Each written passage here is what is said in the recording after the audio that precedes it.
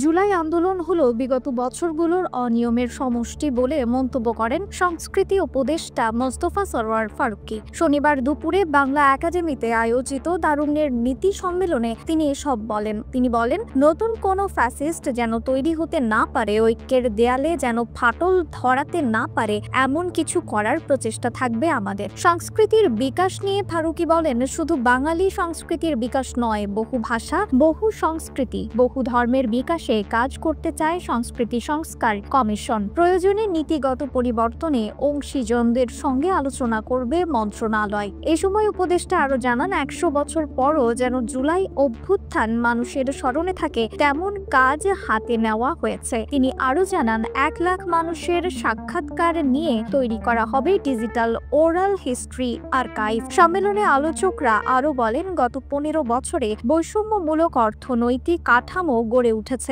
রাজনৈতিক টুল হিসেবে ব্যবহার করা হয়েছে সমৃদ্ধির গল্পকে। সামগ্রিক অবস্থা বিবেচনা করে অন্তর্ভুক্তিমূলক অর্থনীতির পরামর্শ দেওয়া হয়। নিউজ ডেস্ক, রিফাত আরা ইসলাম, সার্চ, বিডি নিউজ।